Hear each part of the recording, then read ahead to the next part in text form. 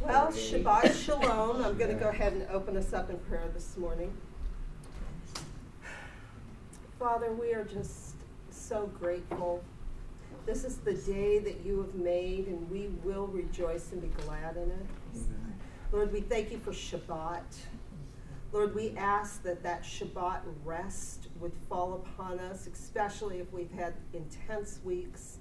Lord, that we can just turn that off and step into a day of rest and fellowship with you and with those that you've put around us. So, Lord, I just ask that your very presence would be with us today as we open your word, we get into your word, we dive in there and look for nuggets of your goodness and your love in there.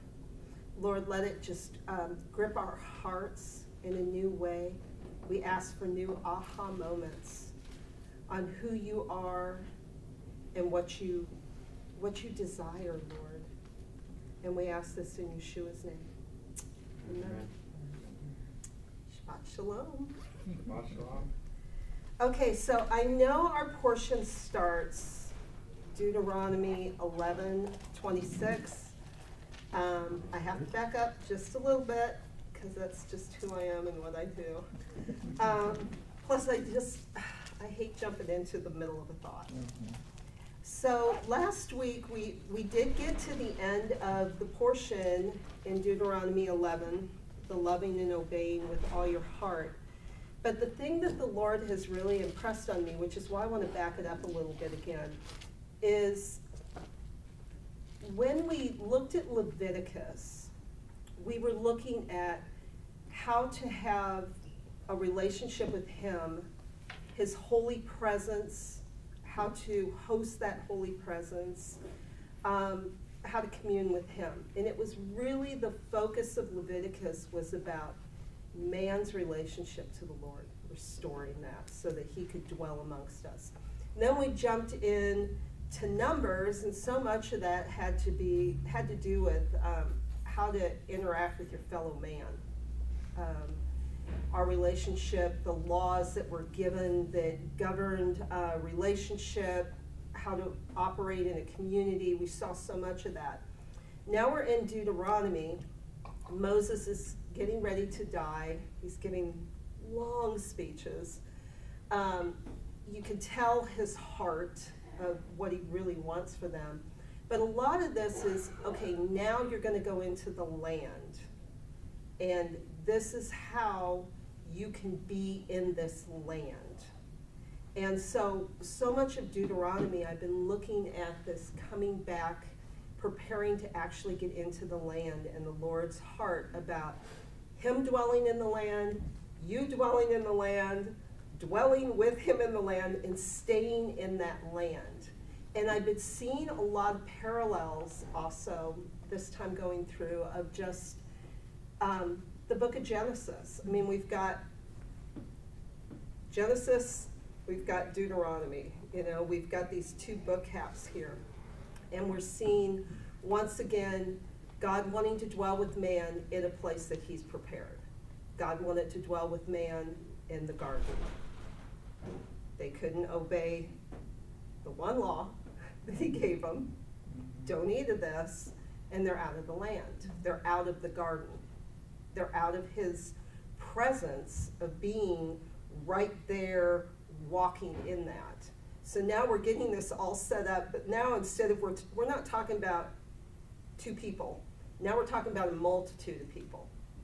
And how does this multitude of people be able to stay in the land that he picked and hang out with him, and him being able to actually inhabit that land with them?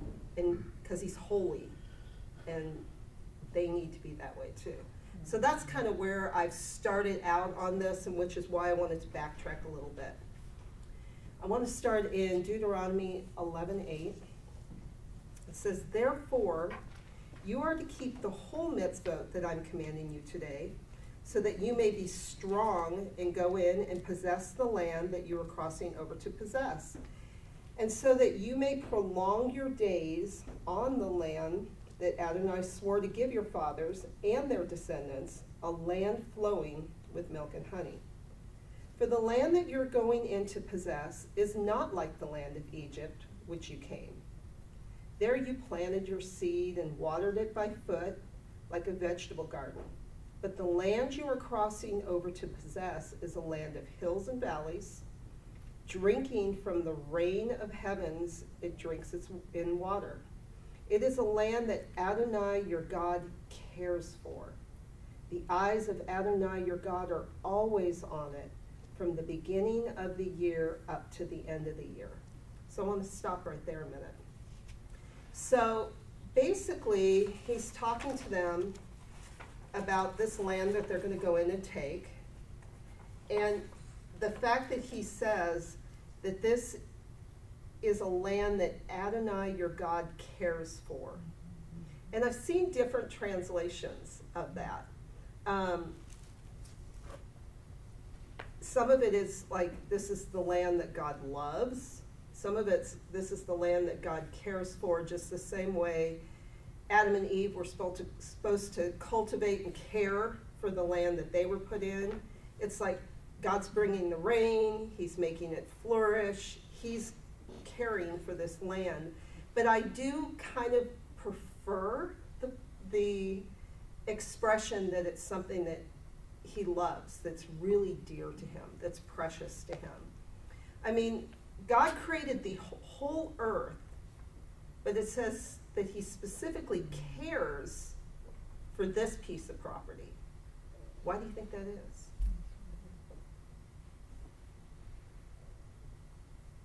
Any thoughts? Why this spot? Doesn't say he he doesn't dislike Egypt, but it doesn't say he cared for Egypt.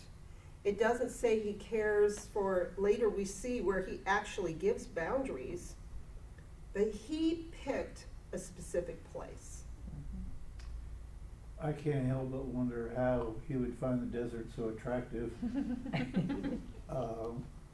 It kind of makes me wonder if maybe things weren't different 5,000 years ago, you know, as far as the geology of the place. You know, maybe it was a lot nicer than it is now. He says he brought rain. Yeah? Yeah. I mean, when the spies crossed over, the produce there was so huge that they had to carry it back on giant sticks. I mean, it was not what we saw happen to the land and what the land was. I think is two totally different things. Do you think God considered this land home? I was going to say, it seems that he, at least what comes to mind, is he cares for it because he chose it. Mm-hmm. And he has still ongoing plans. It is the city of the king, Mm-hmm. the great king, and the New Jerusalem is going to come down. So he knew well in advance every plan he had for that piece of real estate. Mm-hmm. I also consider the fact that it's so tiny compared to the surrounding nations, but that's reflective of his ways, Mm-hmm. how he starts with the very small, or can work with the very small, Like the people. like the people. You were the smallest, and yet I chose you. Yeah. And here's Daniel. And even King David's line comes out of the smallest tribe, Mm-hmm. Benjamin. Mm-hmm. So God always uses the smallest, the ones that seem the weakest, And why do you think that is? to show his glory. Mm-hmm. That it's not them, it's him, maybe? Mhm, absolutely. Yeah. Yeah. So I was thinking about this, like, have you ever gone to a place, or have you ever thought that a place was so wonderful that you just wanted to share it with those that you love? Mm-hmm. And to me, that's kind of like where I feel like that's God's heart. He created the Garden of Eden, which was beyond wonderful, and he wanted to share it with man. Okay, now I've got this land location that I've picked out. I'm calling this home. I mean, Stan and I have driven into places that we've vacationed at before, and we pull in. There was one place that we used to go and stay, And even though it wasn't our home, you pulled in and it felt like home, you know? There's something about creating a home. And God created a home for these people. It says he cares for it. He brings rain in due season. He cultivates the land. And now I want to bring my kids, I want to bring this group of people that I'm calling my chosen people into this home. And this is where I want to live with you. And this is where I want to provide rain for you. And this is where I want to provide grass for your crops. And I mean, he's got this ideal spot. And yes, if you visited it now and you see desert area and you see certain things, you're thinking, ideal spot. But I really believe from what the spies saw, this land, which is starting, there is areas that are definitely springing back to life. But life only seems to be in that land when the Lord's hand is dwelling in there. And when other people take it over, which we'll see a little further in this, like the Canaanites, I don't want to jump too far ahead, but when we see that, we start to see that the Lord who cares about this land, what happens when violence is on the land. So let's continue on. It says now, and I love this part, now if you listen obediently, Shema, Shema. I've loved Tom's taught on that before, Shema, Shema. Because what does Shema mean? Here. Hear and obey. Hear and obey. So now we've got listen obediently. So we have hear and obey, Shema. So this is obviously really important. If you listen obediently to my mitzvah that I am commanding you today to love Adonai your God and to serve him with all your heart and soul, then I'll give you rain for your land in its season, the early rain, the late rain, so that you may gather in your grain, new wine, and olive oil. I will give grass to your field for your livestock, and you will eat and be satisfied. Watch yourself, so your heart is not deceived, and you turn aside and serve other gods and worship them. Then the anger of Adonai will be kindled against you, so he'll shut up the sky, so there will be no rain, and the soil will not yield its produce. Then you will perish quickly from the good land Adonai is giving you. So this piece of land, which the eyes of the Lord are always on, I mean, even David recognized that. You know, in Psalms he said, behold, the keeper of Israel never slumbers or sleeps. He's watching this, he's keeping it. And so if he really wants them to dwell in there and care for it, he's telling them they have to really listen to him. They have to love him and they have to serve him, and he'll make them flourish in the land that he loves. So what does being driven out of this land make you think of? Adam and Eve. Adam and Eve. Cast out. Mm-hmm. There's other times that, and I won't necessarily say driven, but we've seen other times when the land that God has placed people in, droughts hit, that rain doesn't come. It seems to be that when the rain doesn't come, they can't stay in that land. It's all dependent upon that. And so, excuse me? Shepherds in the field can't graze their flocks if there is no rain. Mhm. And they have to move. Exactly. We had Abraham did that, what, twice Yeah. at least? Jacob, I mean, look at how they all ended up in Egypt in the first place, Yeah. which was God's divine plan. Mm-hmm. But again, it was drought that drives the people out of the land. And he is speaking about rain here. Now, we also see another time when the rain got too intense, and that cleaned up the land too. Mm-hmm. So it says, let's drop down to, well, I also want to point out this watch yourself phrasing. He does the watch yourself here in this part about that your heart isn't deceived and you serve other gods. He also jumps a little further when we get into chapter 15.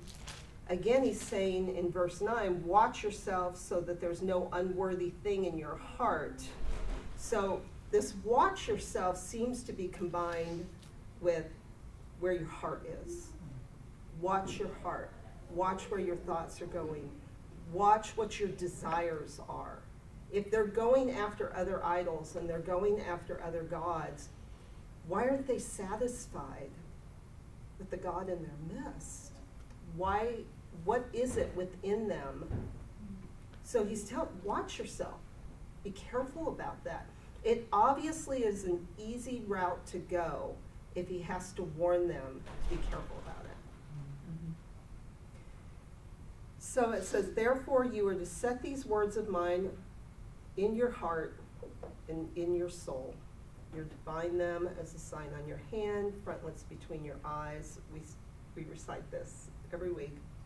You're to teach them to your children, speaking to them when you sit in your house, when you walk by the way, when you lie down, and when you rise up. Write them on your doorposts of your house and on your gates, so that your days and the days of your children may be multiplied in the land, on that land Adonai swore to give to your fathers, as long as the heavens are above the earth. So we were kind of talking about this, and I was actually going to mention it last week, and then I didn't because I was kind of emotional and I didn't really want to cry. This thing about telling your children.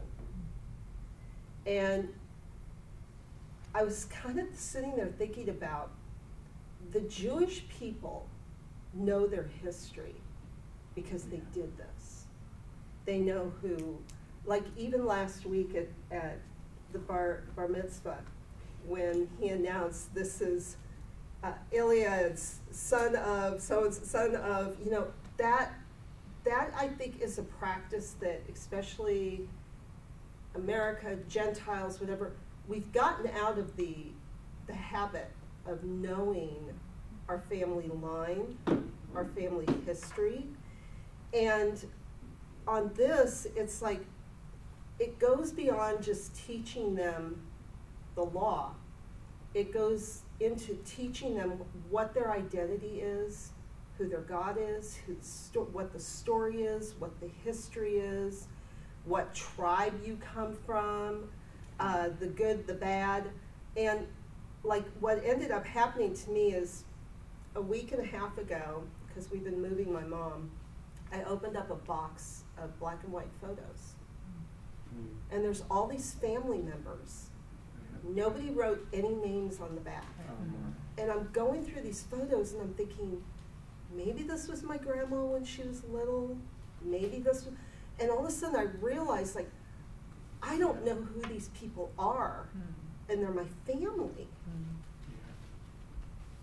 And because my mom has dementia, I'm gonna try to take a few photos over and see if she knows who they are, but you know, you don't know. But it's like, there is like this history of knowing where I came from that got lost.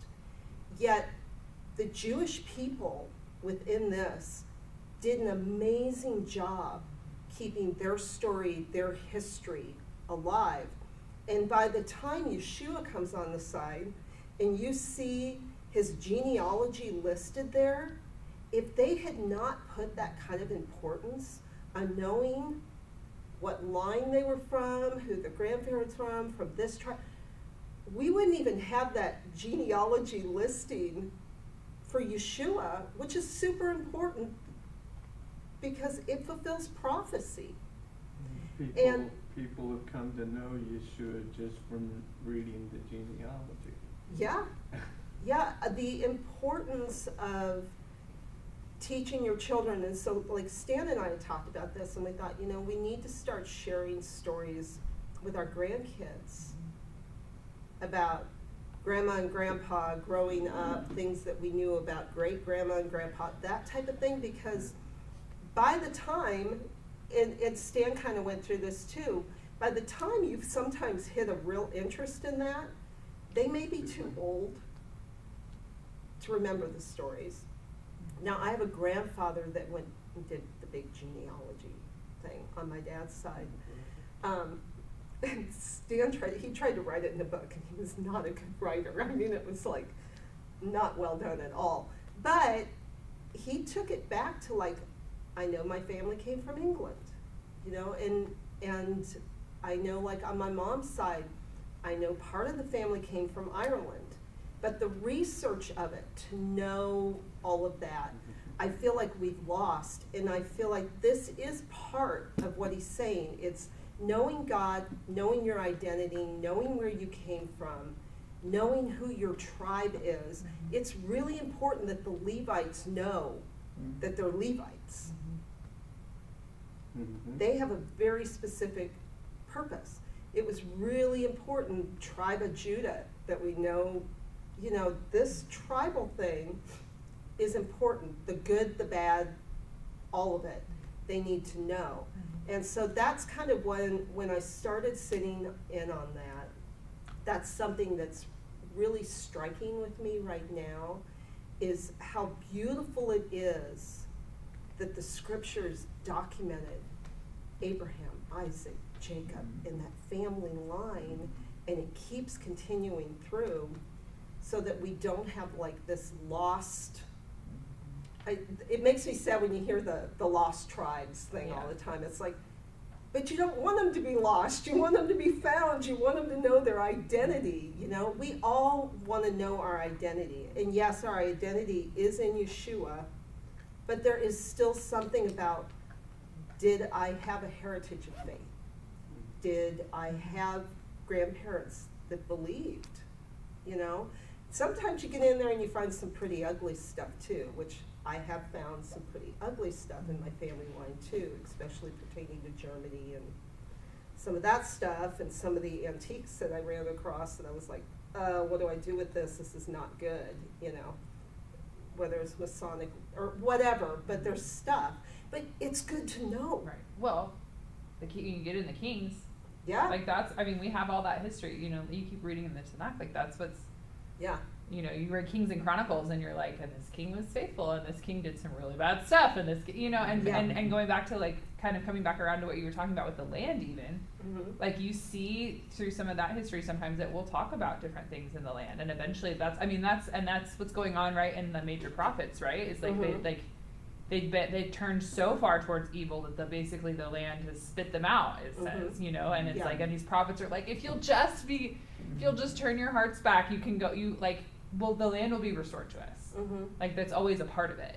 It's always this getting back into the land, which at the time was a lot about the temple as well, about this holy place. It's like we can't worship fully in the way that God has instructed until we can get back to the land. So it's like you have to turn your hearts back, and that's part of what they require, you know. And then even I was just thinking about Miguel was talking about it last week. I was like, somebody was just talking about it, about Stephen's speech in Acts 7, and he's recounting history, right? And he even gets to the prophets, like, you stoned the prophets, like you killed all the prophets who were proclaiming truth to you. Why are you going to do any different to me? Is basically what he's saying, you know. And so it's going back to that history, like there's the good, the bad, the ugly, but it is really important. And just another interesting note, just I was thinking as you were talking, is that because you were talking about the importance of history in Jewish culture, and it's true. And there's a small number, but there are a few even Jewish New Testament scholars who don't believe that Yeshua is the Messiah yet, I say, with some hope, but they strongly advocate that Jewish people read the New Testament because it's like, this is our history. They recognize it as Jewish, as some Jewish writings. Amazing. They would put it more on the level of some of the apocryphal books and some of the other Jewish writings during the Second Temple period. But still, they're like, this is our history. So you should be reading it. And there's a Jewish annotated New Testament that's a team of Jewish scholars wrote, because they're like, this is a Jewish book. It's fascinating. I have it. It's really interesting. But they don't believe in Yeshua. But they, you know, and so going back to this history. So I'm like, hey, if you're encouraging people to read the New Testament, I'm can argue with you about that. Yeah, but- Lord opened their eyes, right? I know, right? But it's Yeah. just like, but that to me is like such an example of like this history is so important. Well, and that history period is what led up to the destruction of the temple. Right. Yeah. So they can see that even if they were looking at it just as history, what was happening then before the temple was destroyed, because you know that is a major point to them. And I do think the interconnecting that the temple, but it's in the land, it's where the Lord dwells, it's where we're supposed to dwell, like they're all interconnected. I don't see a way to, which I know this is kind of what's going on in Israel, let's have the land, but let's not have God. You can't have it.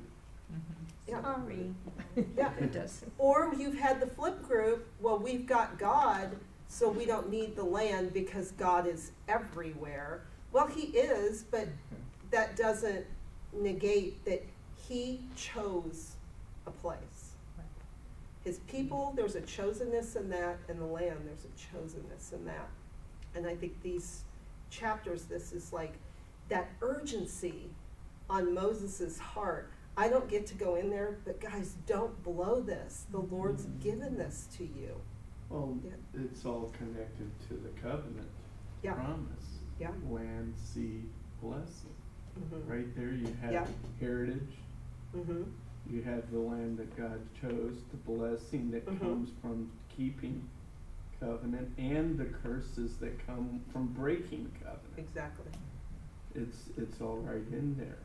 So, But I love that you brought out the land seed blessing, because again, we're going all the way back all the way. to Genesis, Mhm. to Yeah. the very beginning, and we're carrying that thread of that God's desire, his plan, his purpose, that hasn't changed. It may get hiccuped here and there, it might have to get rearranged. A couple times he's like, okay, I'm gonna start all over with you, but this is going to happen. And so it's always been very important to him. And a couple of times, the leader intercedes and says no. Like Mhm. Moses interceding and saying, even when God says he'll start with him, he says, no, you chose these people. And he stands in between Mhm. and intercedes, and Yeah. God relents. Mhm. That God would relent is astounding. Yep, exactly. And he's keeping his promises on this. Yeah. So, okay, let's go ahead and actually jump into our Torah portion now. Hmm. So we've got what you've just mentioned, it starts out with blessing or curse set before you. So, starting in verse 26, chapter 11. See, I'm setting before you today a blessing and a curse. The blessing, if you listen to the mitzvah of Adonai your God that I'm commanding you today, but the curse, if you do not listen to the mitzvah of Adonai your God, but turn away or turn from the way I'm commanding you today to go after other gods you have not known. So much of this is not based off of little bit, this all, when he's talking about this is all about him, your relationship to him. This isn't about other things that we see of community relationships, problems they're going to have with brothers, sisters, neighbors, whatever. Right here, this is all about, this blessing and curse is all set up about having a relationship with him. But it says here, I'm setting this before you. So basically, do they have a choice? Free will. You either listen to me or you don't listen to me. You've got a choice. There's good consequences or bad consequences either way, but you do have a choice. You have a choice, your kids have a choice, your grandkids have a choice, which is why it's so important to let them know what it is the Lord says what the blessings are, what the curses are, because they've got a choice. And the choice is, if you decide that I'm not going to serve him, then it doesn't mean he doesn't love you, but he's not going to bring the rain for you. He's not going to bless you for serving other gods.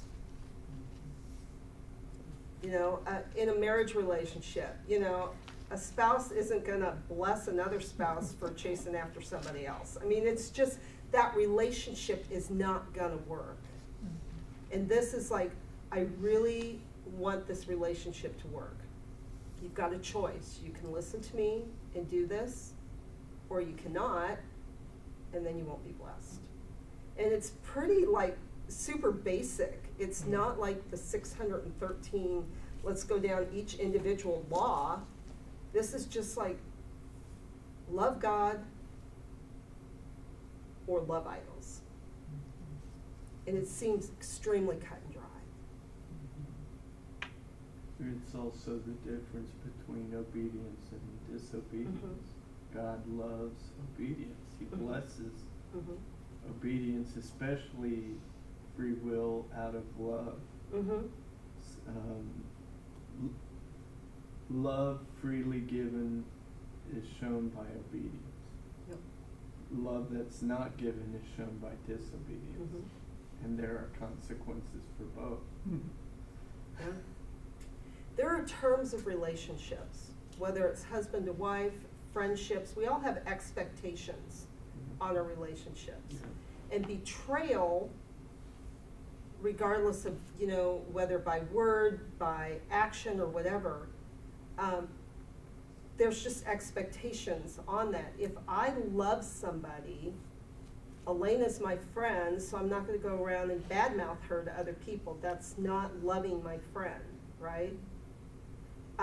There's just that expectation on a relationship to be able to have a good relationship.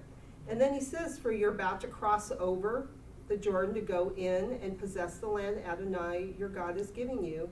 You will possess it and dwell in it. So not only are you going to take it, you get to hang out in it. You get to stay there. And you'll take care to do all the statutes and ordinances that I'm setting before you today. So we see the effect of this passage where he's telling them, you're going to go into the land, you're going to stand on this mountain, you're going to stand on that mountain. So he tells them what they're going to do. Then by the time we hit Deuteronomy 27, they're actually doing it. But he's letting them know, this is how we're going to do it. This is what's going to happen when you go in. So let's jump to chapter 12, unless somebody else had anything they wanted to say on that one. Okay, chapter 12. These are the statutes and ordinances that you're to make sure to do in the land that Adonai, the God of your fathers, has given you. He's given it to you, has given you to possess all the days you live on the earth. So it's not, you're going to go in there for 10 years. His desire is all the days of your life you get to stay here. This isn't vacation, guys. All the days of your life, this is your home. You must utterly destroy all the places where the nations that you will dispossess serve their gods. On the high mountains and on the hills and under every green tree. You're to tear down the altars, smash their pillars, burn their Asherah poles in the fire, and cut down the carved images of their gods. You are to obliterate their name from that place. Whose name? Name of the gods. The gods, right? So this instruction right here is not killing people. This is about removing idols and altars. But look at all the places he's telling, like the Canaanites had altars, Asherah poles, idols under every tree, on their mountains. I mean, this is, you go in there and it's like, and this is the comparison, it's like God said, set my temple up in one location. I'm going to have you worship me in one location. the Canaanites had stuff set up everywhere, all over this land. And it's all symbols of other gods. And this land is God's. And he doesn't give them instructions to go to any other regions besides this region to destroy this stuff. He doesn't say, now go back to Egypt and smash all of their idols. Oh, and go up here and smash. No, he gave them one specific area. You cannot serve God and Satan in this area. I am the only one that's going to be exalted in this area. I am the only one that's going to be worshipped in this area. I am the only one in this area. So get rid of all images of other gods because they're not supposed to be there. This is my place. And I mean, I kind of get that. Even when you go in and let's say you buy a new house or you buy something, you don't want other people's stuff there, right? I mean, it's kind of like a trivial, but a lot of people go into a home and they make it their own. They paint the walls, they tear out the cruddy carpet, you know, they make this a nice, clean place. They're going in, and this whole instruction is about cleansing this land. And the Lord has had to cleanse the land before. Let's think about Noah. Violence on the land, idol worship on the land. And they were destroying the land. And God went in and cleansed it with a flood. Okay, now I'm using you people to go in and cleanse the idols out of the land. And we will see later, he wants them to remove the violence and the bloodshed and the evil that's in the land. Could he just do another flood and do it himself? Yep. But that's not how, I mean, that's not how he's chose to operate now. Before he had, can you imagine Noah? Noah, I want you to go throughout this entire land and kill all idol worship. I mean, one poor guy, right? Now God has an army. He has an army, and he wants to partner with his people. And it's like, what I've done, which you saw me do before to get this land cleansed, now you guys, I'm going to tell you how I want you to cleanse my land. So this is kind of, again, this parallel of the land is being destroyed, and we need to clean it. Anybody got comments? Nope? Okay, we'll keep going. Let's see. You are not to act, okay, here we go. So we've obliterated all this stuff. Now he says, you are not to act like this towards Adonai your God. Rather, you are to seek only the place Adonai your God chooses from all the tribes to put his name to dwell. There you will come. So what does it mean you are not to act like this towards Adonai your God? I think that's like, it's just one tiny little sentence, but I think it's a really important sentence. Which verse? I'm sorry. Okay, we're looking at chapter 12, verse 4. You are not to act like this towards Adonai your God. Now this, he's just told him to go kill or cut down all the idols and destroy all the idols. But what's he talking about not acting like this? You're not supposed to worship all over everywhere. Yeah. You're gonna come to one place. Yeah, Mhm. it says that. And you're not to follow other gods Mhm. and set up places of worship for them. Yeah. Think about how they worshiped their gods. I mean, what were some of their practices? Human sacrifice. Prostituting themselves. The worship of Adonai was all about, even with animal sacrifices, it was still about bringing life to the people. Right. And atonement. And atonement. And he never said, the only time, and we're talking about like when he tested Abraham, sacrifice your son, because we see the parallels between Adonai was willing to do that with his son. But there's no place in the Torah where God says, in order to worship me, I want you to kill your kids. In fact, he goes out of his way, Yeah. right, Yeah. to preserve life, and Mhm. you know that's why Yeah. they have like all the atonement, and they have the dedication of the firstborns and all these things Mhm. because they're not to be killed. Yeah. And when we see this, like all through Leviticus, he's telling them, this is how I want you to worship me. This is how I want it done. Now you're going to go into this land and you're going to see all these other cool ways, maybe, that these people might think that other idols, oh, well, that's kind of a neat thing to do. Maybe I'll do that for Adonai. Mm-hmm.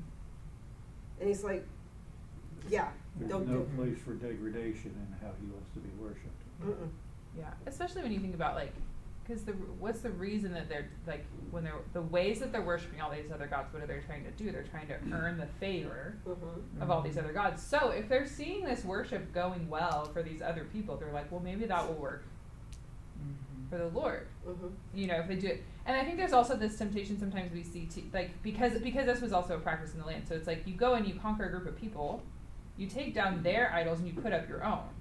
Mhm. And so there's this temptation to go in and be like, okay, well, we're going to go in and conquer this land. We're going to take down their idols, but then we're going to put an altar to Adonai, or we're going to put whatever.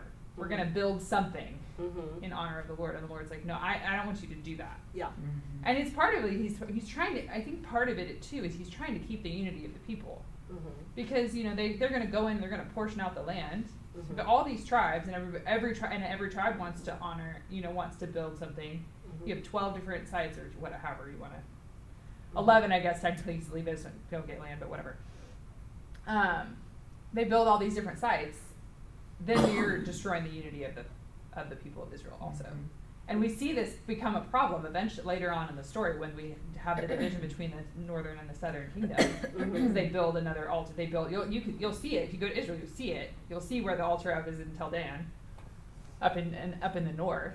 Mhm. Because there became this political problem with the two kingdoms and stuff like that. So, and it doesn't go well, Mm-mm. and hasn't gone well. We've never had a unified Israel since that split in those kingdoms. Mhm.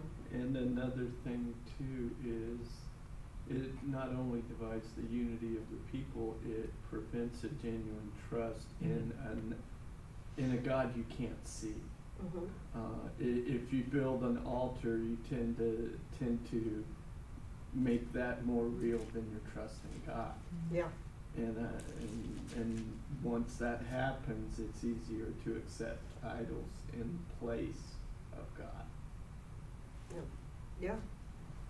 Well, it does say, he says, rather you are to seek only the place Adonai your God chooses from all your tribes to put his name to dwell. There you will come. Now, at this point in time, he doesn't tell them where that spot is or which tribe. He hasn't really told them that, but he tells them God's going to choose a spot. Mm-hmm. This will be a place that God chooses. And that's where they're supposed to, this is where you bring your burnt offerings and your sacrifices, the tithes, the offerings of your hand, your vow, your free will offerings, the firstborn of your herd and your flock. There you and your household will eat before Adonai your God. And that's a big theme in this whole thing of where you eat before Adonai in this portion. But that's where you're going to eat before Adonai your God and rejoice in every undertaking of your hand as Adonai your God has blessed you. You will not do all the things as we are doing here today. Everyone's doing what's right in his own eyes. They're not doing, obviously, what's right in God's eyes. But if we backtrack just a little bit on this place that your God chooses for your tribes to put your name to dwell, we even see Yeshua having to address this situation. In John 4:19, the woman at the well. Sir, the woman tells him, I see you are a prophet. Our fathers worshipped on this mountain, but you say that the place where we must worship is in Jerusalem. So this whole principle, like Emma was just sharing with the division of the tribes, it's like But we know where they were supposed to worship, because where did Yeshua worship when he was in Israel? He worshiped at the temple in Jerusalem. He brought his sacrifices there. He showed them, I mean, it's like, if there's a debate, is it over here? Let's look at where Yeshua went when he was in Israel. Where did he hang out? Where did he decide to celebrate Passover? Where did he go for the festivals? He didn't go to that mountain that she said. He went to a specific place. He's the Son of God. He knows where God wants to go. And it's interesting that even the early communities of believers, where did they typically go to pray and worship and spread the good news? The temple. Yeah. They were always in the temple. They were always together in the temple praying, worshiping. And we're not going to say there wasn't problems with that temple at that time, who constructed it, and and there was huge debates on that. We can't go, Herod built that. We can't go there. It was, so there was arguments about the building itself, but it's the place that God chooses is where you worship. And we don't want to confuse worship with like where you're allowed to pray. You can pray wherever you're at. This worship was talking about where you bring your sacrifices, where you observe this. And one of the main reasons, I think, for this too was the location where God chooses is where the Levites are going to be, who have been trained how to sacrifice, how to do this properly. If you start worshiping and think that you've got the right to sacrifice wherever you want, I mean, let's use the example of Aaron's sons who offered up strange fire. I mean, people who, I can do it my way. I can do it here. No, do it where God chooses. Now, synagogues, you can get together and pray. I mean, they weren't saying you can only pray when you make your long multi-day journey over to this location. No, they set up synagogues everywhere so that people could gather together to pray. But this specific form of worship, which is what we're talking about here, giving up the offerings unto the Lord, that was to be done in a very specific way, the way he chose, the place he chose. I think I was kind of laughing one time. I was thinking about, like, why this location? Why this specific thing? Okay, so, Emma invites me over for dinner. Well, she needs to tell me where she lives, where I'm supposed to go, what time I'm supposed to be there. That's what the seasons are. What am I supposed to bring? The Lord's saying, okay, we're going to have these feasts. We're going to have these dinners together. This is where I want you to go. This is the time I want you to be there. This is what I want you to bring. Wow. Yeah. It's God's, I mean, it's kind of weird to say it's like God's dinner party for you, but that's really what it was. And he gave them the instructions, otherwise how do you know? I said one other thing that comes to mind in Don't Act Like They Do. Just a modern day example that has revisited itself on our culture is the phenomenon of cutting among adolescents. I can't remember where it says, but God specifically says, don't cut yourself. It's in this portion. Oh, is it in this portion? We're doing that Verse, now? chapter 14, verse 1. Oh, I read it through, I didn't notice that. You are the children of Adonai your God. You are not to cut yourselves Oh, or shave yeah, the you're head, right. Okay. forehead on, because it was a I way to that serve slipped that. by me. And like you said, God is all about life, and we're not to punish ourselves. The demon gods are influencing, and even some of our children of today, to cut themselves. When Self-mutilation. Don't do it. Don't do it. You're Yeah. aligning yourself with another. Well, it's not a practice of life. It's a practice of death. Self-mutilation is a form of self-hatred. And the most extreme self-hatred is to kill yourself. It's Yep. like, yeah, that obviously is not light. Plus it sheds blood. It sheds blood. Life is in the blood. The only time the Lord said to alter anything that actually shed blood was circumcision. But that was a covenant thing. If it's a covenant thing with him and he commands it, but again, like when you see these laws and stuff, if God says don't do it, why don't you do it? Because he said so. I mean, that's always kind of, because he said so. I don't have to figure out his reasonings on why he would tell me not to do something. When my kids were little and I said don't touch the iron, you don't touch the iron because I said don't touch the iron.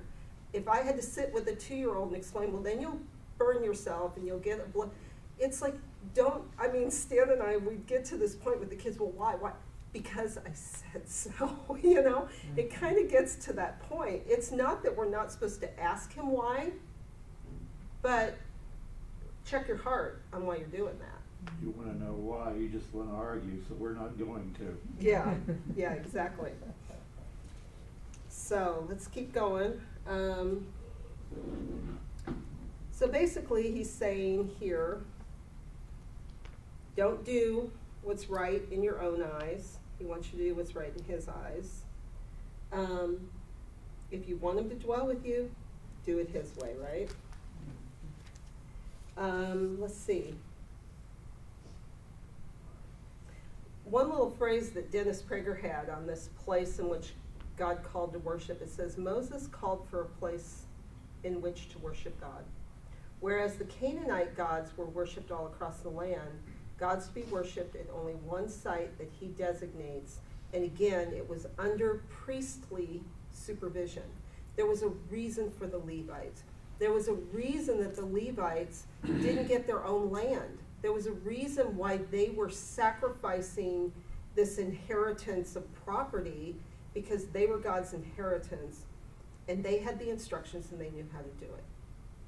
And they were not, now I know, like we find out later in the book of Kings, we're like, let's find a rogue Levite, Moses' grandson, and have him come be our priest in our little house.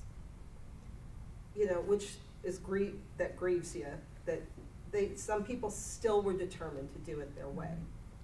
But let's do it the way Lord chooses, right?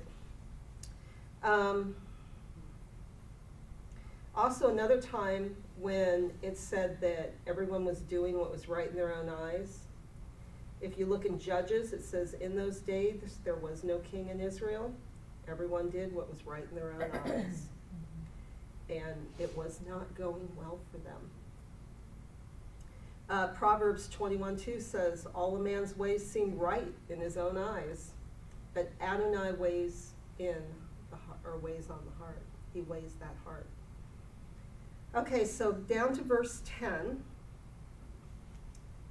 But when you cross over the Jordan and settle in the land that Adonai your God enables you to inherit and gives you rest from all your enemies around you, you will dwell in safety. So I want to talk just a little bit about rest. What does rest make you think of? Shabbat, right. Here he's telling them, you're going to get rest from your enemies. You're not always going to be striving. In 2 Samuel, after David had done everything that he was supposed to do, in 2 Samuel 7:1, it said David got rest from his enemies.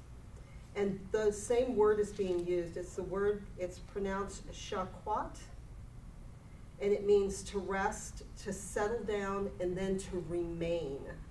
So it isn't just like a temporary, let's take a nap and move on.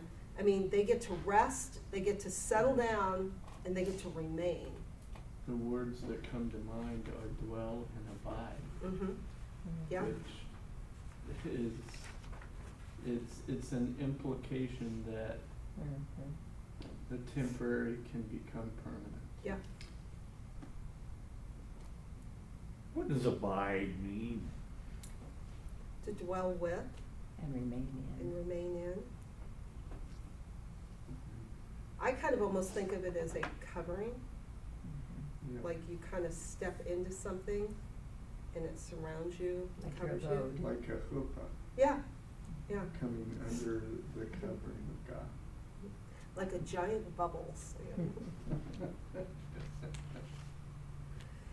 So here he tells the people they'll rest, he tells the king he'll rest, and then in Joshua, both in 11:23 and in 14:15, it says that the land got to rest. And it basically uses the word qual, which means to be quiet and undisturbed. So it wasn't just enough for the Lord that the people could rest. Again, remember, he loves this land. He wants this land to rest. I mean, that's why when we get further into it, you know, every 7 years, the land gets to rest. You know, don't till it, don't give it a break. I mean, people need a break, the land needs a break. The Lord created it, he knows what it needs, he loves that land, and he's created a rest for the land too. I think it's also cool that Noah's main name meant rest also.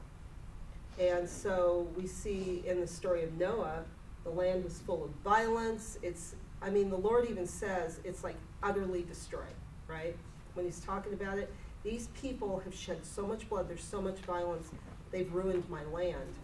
And Noah, meaning rest and consolation, comes along and is used to help bring rest back to the land again. Okay, let's jump down to Deuteronomy 12:11-28. This is about eating sacrificial food. This is not about eating a daily meal. Only the sacrifice, you can only sacrifice in the place the Lord chooses. So in this, again, this is not guidelines for your daily meal. These here with the place that God chooses doesn't mean that you can only eat in one place. Again, this is talking about sacrificial stuff. This is vows and offerings. And in the midst of it, once again, he pops up and says, verse 19, do not neglect the Levites.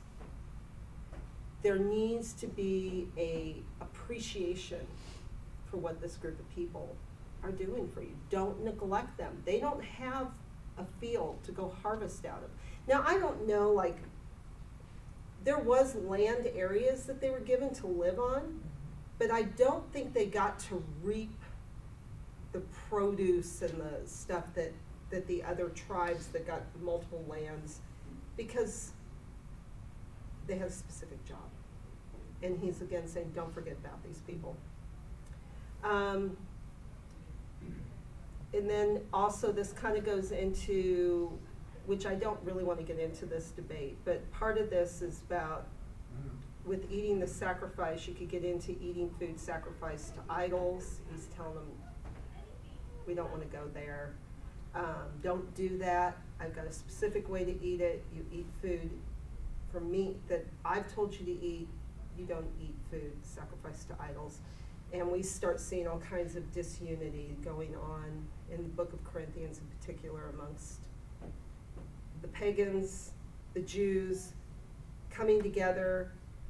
The Jewish people were never told, the Jewish people are not told you can't eat with Gentiles.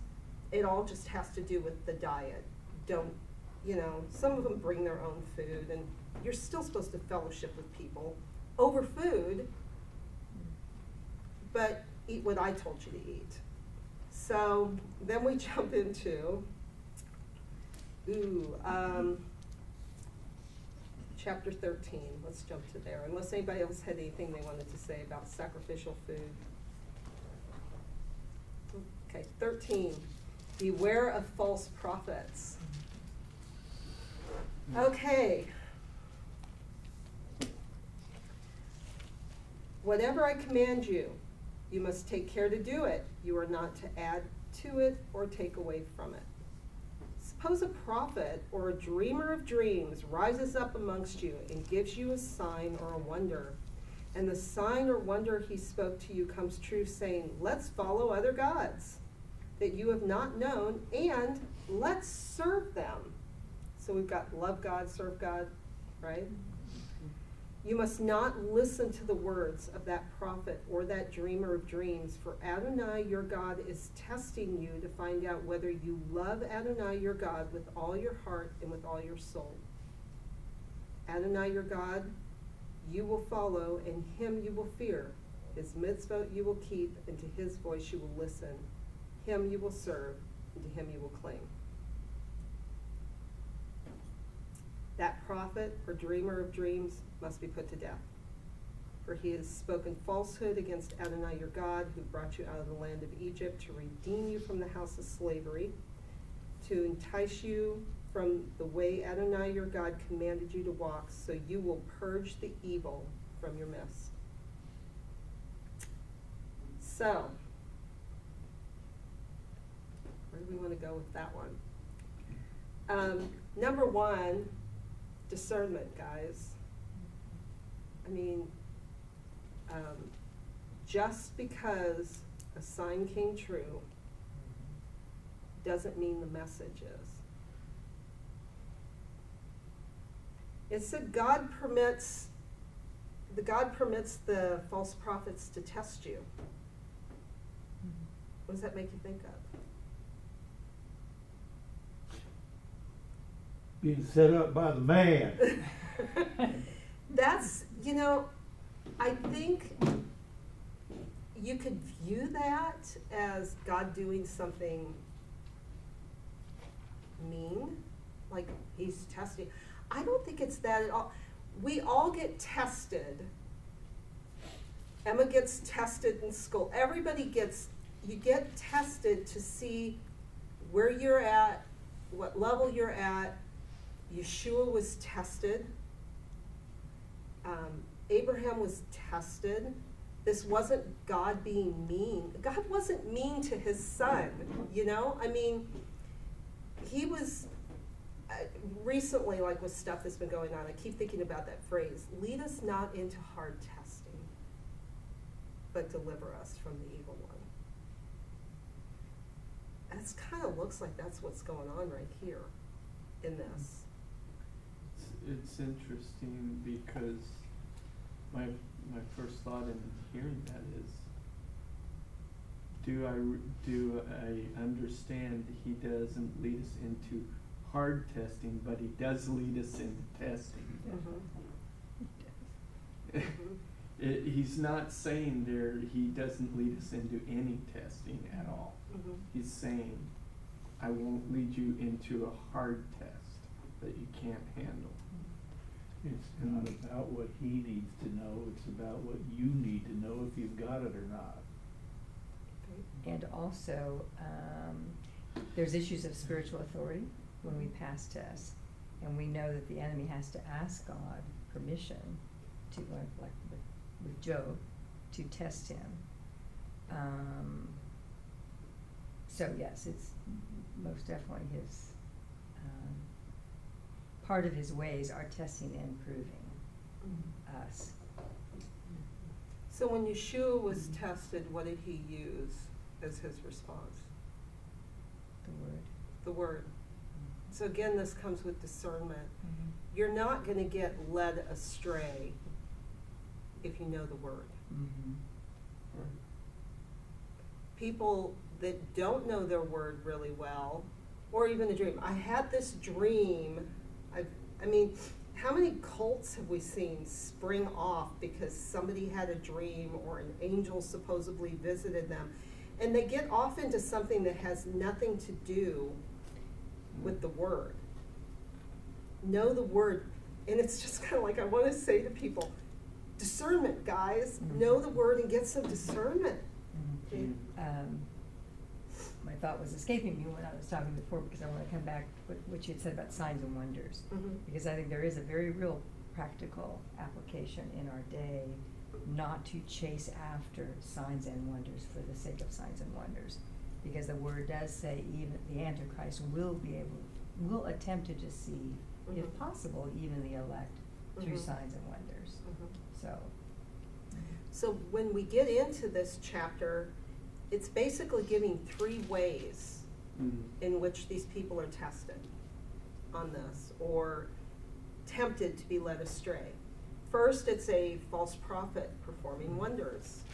So you got this one individual that obviously has been exalted in the community as a prophet, and he's committing wonders.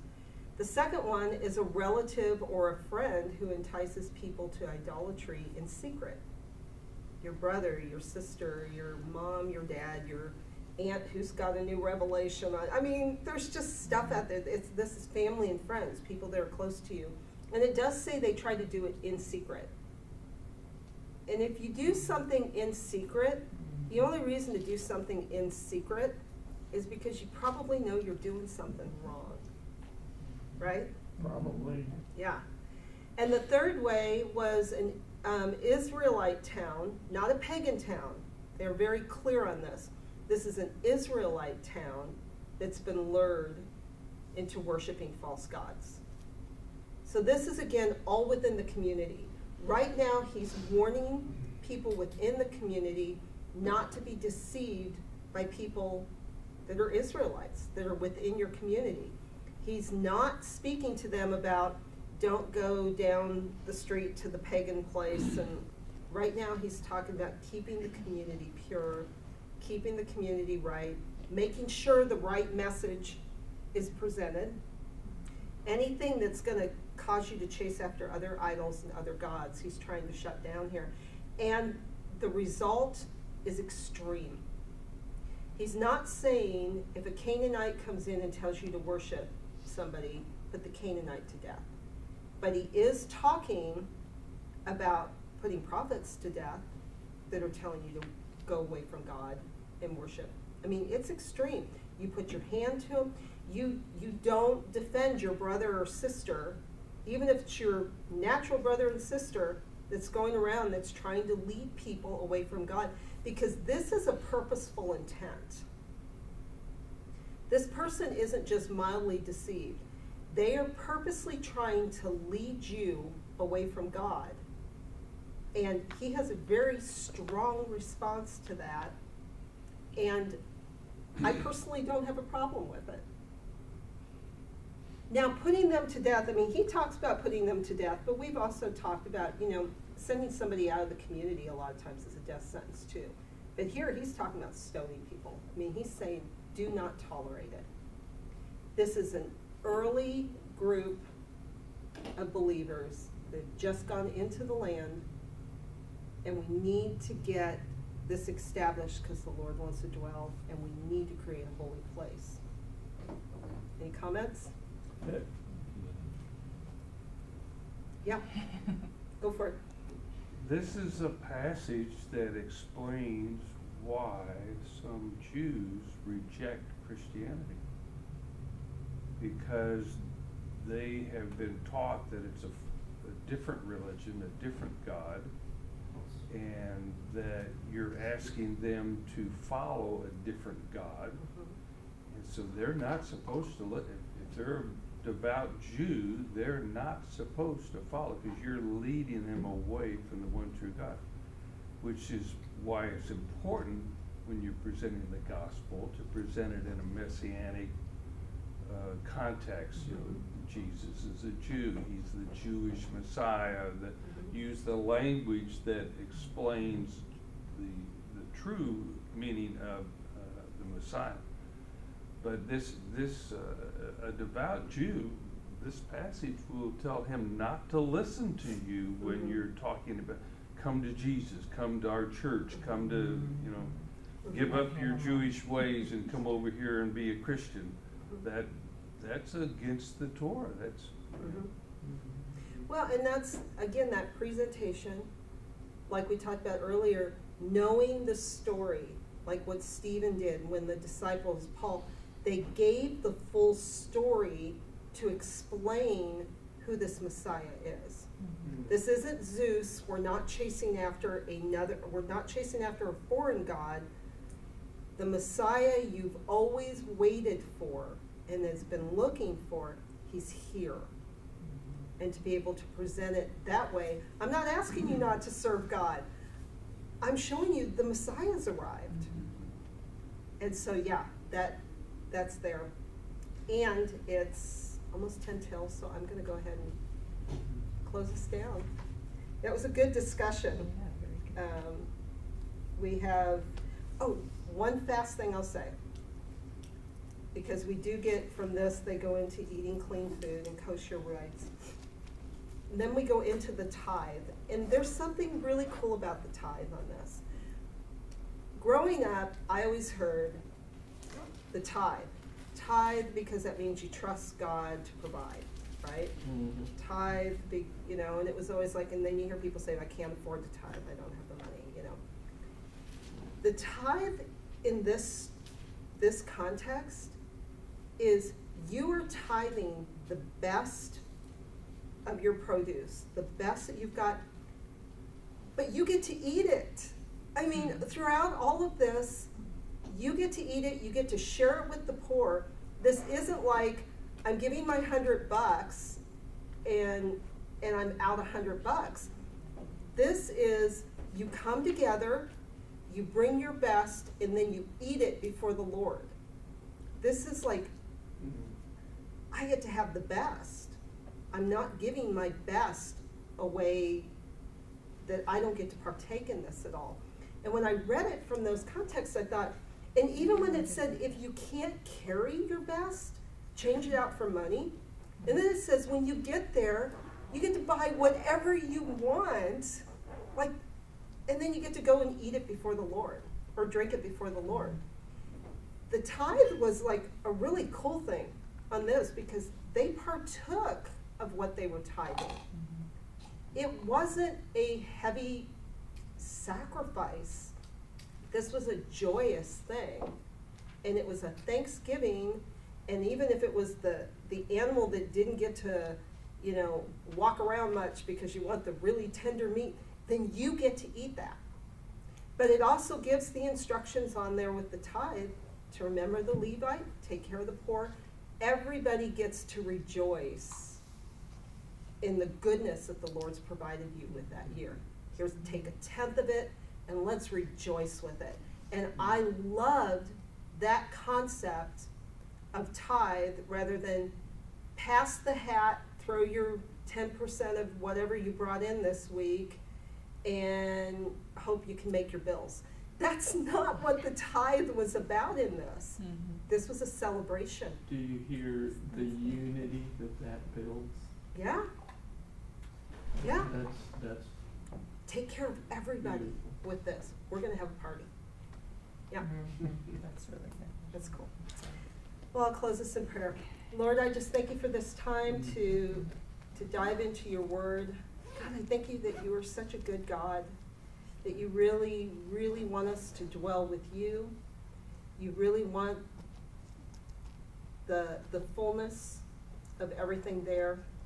Lord, we just ask that your presence would be in the midst of the congregation, that a spirit of gratitude and rejoicing would rise up amongst the people today, that we can serve you in a way that is pleasing to you and worship you, for you are worthy. And I pray it in